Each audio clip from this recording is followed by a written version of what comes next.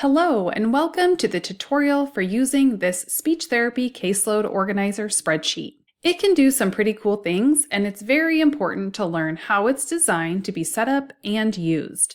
Guessing about how to use it or doing things differently or out of order can cause issues, so thanks for being here to watch this video. Let's get started. Once you've made your own copy of the Google Sheet, you'll need to authorize the script using the directions on the first tab. You only need to do this the very first time you use the spreadsheet. To do this, follow all the instructions on the first tab, which is labeled How to Authorize Script. I will demonstrate it now. Click Authorize Script, then Run First once. Then click OK and select your Google account. Click Allow. Next, go back to the Authorize Script menu and select Run Next. The script will work for a bit, and the tab will automatically delete. If it doesn't, delete it by right-clicking on the tab at the bottom and selecting Delete, or click Refresh. If you wish, you can then change the name of the spreadsheet by clicking here and typing whatever you wish. Now we will go through each of the tabs in the spreadsheet.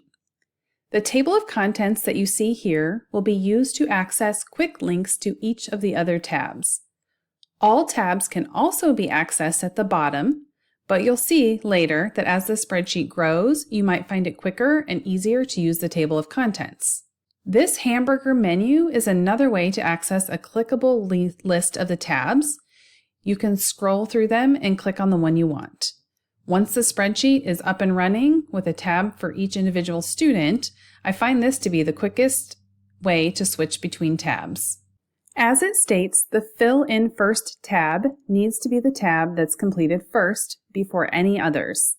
Here, you'll enter the 4-digit year in which the school year begins. For example, for the 25-26 school year, you'd enter 2025. Add the name or names of the schools that you serve and modify the grade levels if you need to. Then, check or uncheck these boxes to designate which services should count toward the provided sessions and minutes. We'll see why this section matters later when we look at the Minutes tabs.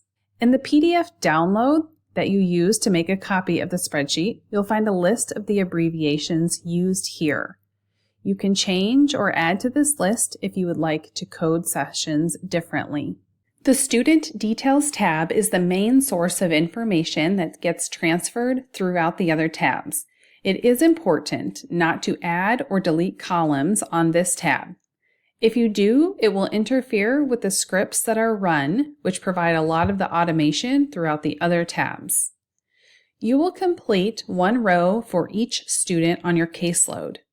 In columns A and B, type the student's last and first name as you want it to appear throughout the rest of the spreadsheet. Use the link column, column C, to paste any website link for quick access. In column D, add the student identification number. In column E, fill in the date of birth. And in columns F and G, type in the parent or guardian names and contact information. The school and grade columns, H and I, use drop-down menus where you'll choose from the names of schools and grades that you entered back in the Fill in First tab. In columns J and K, you can type in the student's teacher and IEP case manager. The due dates for annual and 3-year IEPs, columns L and M, are formatted to be dates, so a calendar automatically pops up when you click in the cells of these columns.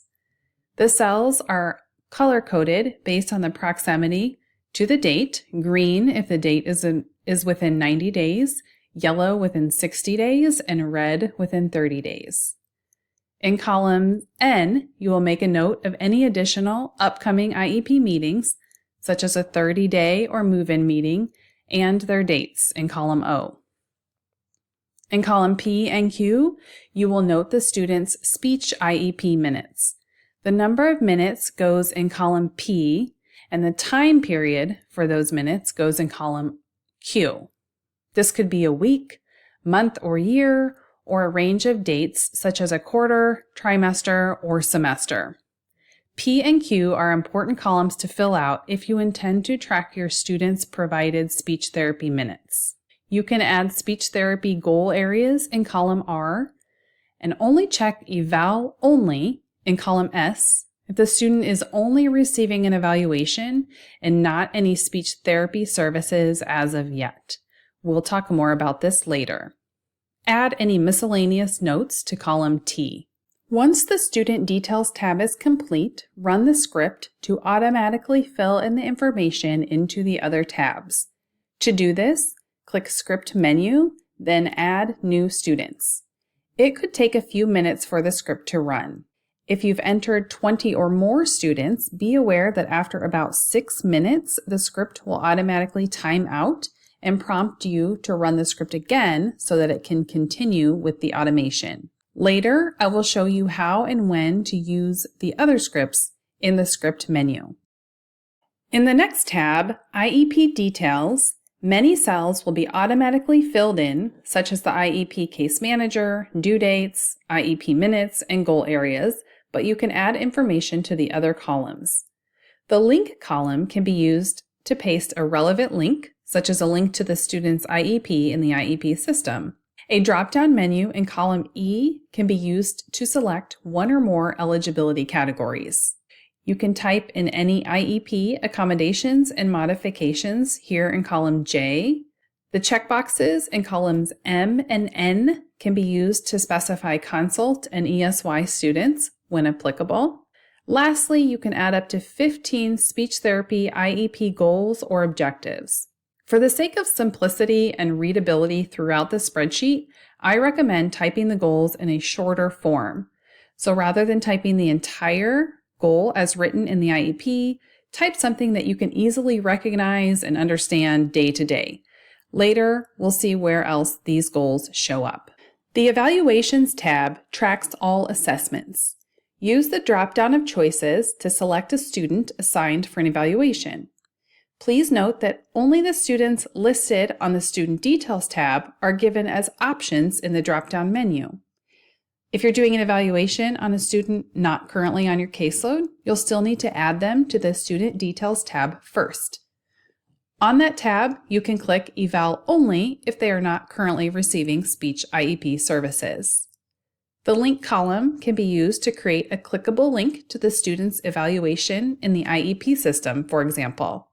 Date of birth, parent name and contact, school, grade, and teacher should automatically fill in. Use the drop-down in column H to designate the purpose of the evaluation, whether it be an initial evaluation, re-evaluation, etc. Type in the areas to assess in column J. Select the due date from the pop-up calendar in column K, which again is color-coded to alert you as dates approach. The checkboxes can be used to track your progress on each evaluation.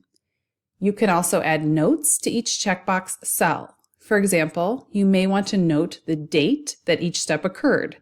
To do this, right-click on the cell and select Insert Note and type the date. So if a parent signed permission on 9/3/25, I can type that as a note for this checkbox so it's there for reference as needed. These column headings can be changed, and whole columns can be added or deleted to suit your process. On the far right of the tab, in columns Y and Z, you can type your recommendation and/or any evaluation notes. If a student needs to be added to your caseload after their evaluation, go back to your Student Details tab, uncheck the Eval Only box, and fill in the rest of the row. Then run the Add New Students script. The Case Management tab is used to compile a list of only those students for which you are the case manager of the IEP. Again, use the drop-down menu to select a student name from your current list of students, those listed in the Student Details tab, and much of the information will automatically fill. The link column can be used to paste in any website link for quick access, such as a link to the student's IEP in the IEP system. The IEP meeting checklist columns to the right help you track progress on completing each IEP and meeting. Similar to the Evaluations tab, you can note the date of each step's completion by right-clicking in the box and selecting Insert Note. You can also modify, add, or delete these columns to reflect your unique process. The Progress Reports tab is a handy way to track completion of each round of progress reports throughout the school year. The student names will automatically fill in column A and B based on the names in the Student Details tab. Column C can be used to paste links to each student's progress report if you wish. Along the top, in row 1, use the pop-up calendar to add your school's progress report due dates for the school year. When the due date is within 30 days, the columns for that date will turn red. Then, as you write and send each progress report, check off the boxes. For each student, the boxes turn yellow when the progress report has been checked as written, and green when it's been checked as sent. The third column for each progress report due date gives you an optional place to type or paste each student's progress note. We will talk about these Minutes tabs in a moment. The two Schedule tabs can be used to create your weekly schedule if you wish. The difference between the two tabs is that on Schedule 1, the days of the week go along the top and the times go down the side, whereas it's the reverse on Schedule 2. Choose which makes the most sense for you and delete the other. As they come, the Schedule tabs use 5-minute increments, but you can change these time increments to be whatever you wish. In each column or row, you can merge cells to create longer blocks of time. To do this, click and drag to select the cells. Then click this Merge Cells icon. You can then type a student's name in the time block. To unmerge, select the time block, then this little arrow next to the icon and select Unmerge. There are multiple columns or rows for any given time period. So in the case of a group of students, you can put each student's name in their own column or row. Alternatively, delete the extra columns or rows by selecting them, right-clicking, and choosing Delete Rows or Columns, and write multiple names in one time block if you wish. There are other ways to customize the Schedule tab. You may want to delete the times or days that do not apply to your schedule or change the color of certain blocks. This Student Template tab should also not be modified at all in this original version, as the script uses this template to create a tab for each student on the Student Details tab. You may choose to use these student-specific tabs to plan sessions and track data. The tab for each student will be labeled with the student's name as it's entered on the Student Details tab. You can navigate to a student-specific tab by clicking on the student's name in the table of contents, clicking on the student's name anywhere in the spreadsheet that shows the text as a blue link, clicking on the student's name using the hamburger menu in the lower left-hand corner, or arrowing through the tabs at the bottom.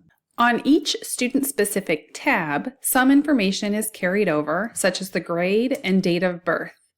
The shorthand version of goals that were entered in the IEP Details tab are also automatically filled into column C. Each of these columns represents one session. For each session, add the date, service, and time start and time end of the session. The minutes will automatically calculate. Add any miscellaneous information in this row, such as cues needed, homework provided, etc. Check the boxes when the note and/or Medicaid billing have been completed for that particular session. When planning sessions, you can type the activity directly in the cell. You can create direct website links by highlighting the text, clicking the link button in the Quick Access toolbar, and pasting in a link. For example, you might paste a link to an article, Google Drive activity, or Boom Card deck. In the cell below each activity, you can type in the data for that particular goal. So looking across one row, you can see the progress on a particular goal. If you type only numbers into these cells, you can also quickly get calculations when doing progress reports, for example. To do this, select certain cells and look down in the lower right-hand corner at the various options. Click to see what's available, including average or AVG, to get an average of the numbers you've selected. When you get a lot of session entries, you can group some columns together to make scrolling to the right a lot less tedious. To do that, select the columns you want to group. In this case, I'll select all of the September entries. Then select View, then Group Columns. All of those columns are now grouped together. Click this little box to collapse the columns in the group, and click it again to expand it. When using the student-specific tabs, the entries are used to track the number of sessions and minutes provided. In order for this to occur, each column must, at a minimum, have the top portion filled out, including the date, service, and time start and end. Note that only those services that you've marked on the Fill in First tab will count toward the provided sessions and minutes. For example, if you don't have SLP absent checked here, any sessions marked as SLP absent on the student-specific tabs will not be counted toward minutes provided. So be sure to fill out this list completely as it aligns with your school's policies. As I mentioned, the entries on the student-specific tabs are needed to track minutes on the Minutes tabs. These are tabs that give an overview of the speech therapy minutes provided to your caseload. There are 3 Minutes tabs, and each tracks minutes provided to a student on a weekly, monthly, or yearly basis, or for a range of dates, such as a quarter, semester, or trimester. The Minutes tabs are automatically set up for you based on how you completed the Student Details tab. Students with week selected in the Per Period column will be on the Minutes Week tab. Students with month selected will be on the Minutes Month Year tab. And students with date range selected will be on the Minutes Date Range tab. You may use 1, 2, or all 3 of these tabs depending on how IEP minutes are written across your caseload, and delete the ones that you won't need. In addition to the student names showing up automatically on the applicable tab, the number of minutes each one is to receive automatically shows up as well. For the Monthly Minutes tab, no setup is needed. On the Weekly Minutes tab, you'll need to add the first date of each week along the top using the pop-up calendars. For the Date Range Minutes tab, you can add a short description at the top, such as first quarter or semester, then add the start and end dates for each student. If those dates are the same for multiple students, as is likely the case for students in the same school or district, copy and paste the dates to save time. The cells on the Minutes tabs turn green when the IEP minutes for that student are reached, so you can see at a glance who is still in need of minutes for the week, month, year, or range of dates. If you serve groups of students, you may want to use the Group Template tab to display all goals for the group on one tab for the purpose of taking data on a single tab. You'd first need to make a copy of the template for each group, leaving the original unchanged for future use. To do this, right-click on the tab at the bottom and select Duplicate. Rename the tab by double-clicking on it and typing in a new name for the group, such as Monday 9 o'clock or Third Grade Articulation. After you've created one or more group tabs, update the table of contents to create clickable links to these tabs. You can do that by clicking on the Script menu, then Update Table of Contents. You will then see clickable links to your group tabs. Use the drop-downs in column A to select up to 6 students in the group. Goals for each student will automatically appear if they're entered into the IEP Details tab. Use the Group tabs to organize data for group sessions. Similar to the student-specific tabs, Each column represents one session. For each session, enter the information into the column such as date, time start and end, service provided, data on goals, and session note completion. However, please note that the sessions and minutes on group tabs will not be reflected in the data of the minutes tabs. If you want the minutes tabs to calculate the number of sessions and minutes for a student in a group tab, you'll need to create an entry on that student's individual tab as well. That entry should, at a minimum, include the session date, minutes, and service.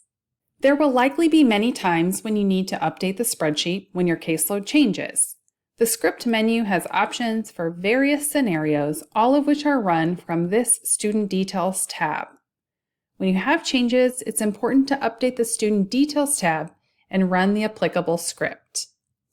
The Add New Students option is used to scan the Student Details tab for newly added students that you now want included throughout the spreadsheet. Let's say you add a student named Lillian Jenkins. Once you add all the information to the Student Details tab, go to the Script menu and select Add New Students. The new student will now show up as the others do in the other tabs throughout the resource, including on the table of contents, in the drop-down menus, and on their own student-specific tab. The Change Name of Selected Student option can be used if you'd like to modify a student's name, such as use the student's nickname throughout the spreadsheet. Let's say you want to change Lillian's name to be Lily throughout the spreadsheet. On the Student Details tab, select the cell of the name you want to change. Select Script menu, then Student Updates, then Change Name for Selected Student. A box will pop up where you can type in the name as you want it to be. Click OK and wait for the script to run. Now, where it previously said Jenkins Lillian, it now says Jenkins Lily. But on tabs that already have the student's name selected from a drop-down, you'll need to reselect the student's name to ensure the rest of the row fills correctly. Other than a student's name, most other changes to the Student Details tab will automatically change in other places in the spreadsheet. The other exception, though, is the per period column of the service time on Student Details. If this needs to be changed, there is a script to do it. For example, if a student's IEP changes and their minutes need to now be tracked per week instead of per month on Minutes tabs, you'd use this script. First, make the change from the drop-down on the Student Details tab. Then select Script menu, then Student Updates, then Update Details for selected students. Wait for the script to run, then you will see the student on the correct Minutes tab. On the Student Details tab, we've talked about how to change a student's name, remove a student from Eval only, and change the per period column. As mentioned before, other changes can be made to the Student Details tab without using a script. They can be made on this tab and they'll automatically change where needed on the spreadsheet. For information that's not on the Student Details tab, you can make the change to the IEP Details tab. In other words, if what you need to change is also on the Student Details tab, that's where you need to make the changes, as the IEP Details tab is pulling information from the Student Details tab. If it's not on the Student Details tab, make it on the IEP Details tab. After a student's IEP meeting, you may need to change their goals on the IEP Details tab. Note that changing them here will change them on the student-specific tab as well. So if you're making a significant change to a goal from what it was previously, you might want to download the student-specific tab as a PDF before making the change to keep the data on previous goals. To do that, navigate to the Students tab. Select File, then Download, then PDF Document. On any of the tabs, you can hide a student's entire row. You might do this if a student is dismissed or on hold. To hide the student on any tab, click on the number of the row to select the whole row. Then right-click and select Hide Row. You'll see two small arrows on either side of the hidden row. To unhide that row, just click between those small arrows. If you want to permanently delete a student and their data without any option to see it at a later time, you can select the row, right-click, and select Delete Row. This will cause errors on the subsequent tabs, which you can flip through and delete those rows as well. You can also delete their student-specific tab. Now, when it's time to create a new copy of the spreadsheet for a new school year, as long as the information is still accurate, you can copy and paste one or more rows from the previous spreadsheet onto your Student Details tab. And once you've run the script on the new spreadsheet, you can also copy and paste things like the goals on the IEP Details. This will save you from having to enter much of this information again. When you copy from the old spreadsheet and paste onto the new one, you'll want to remove any links from the text for student names. To do that, select the pasted cells that have links. Then right-click, select View More Cell Actions, then Remove Link.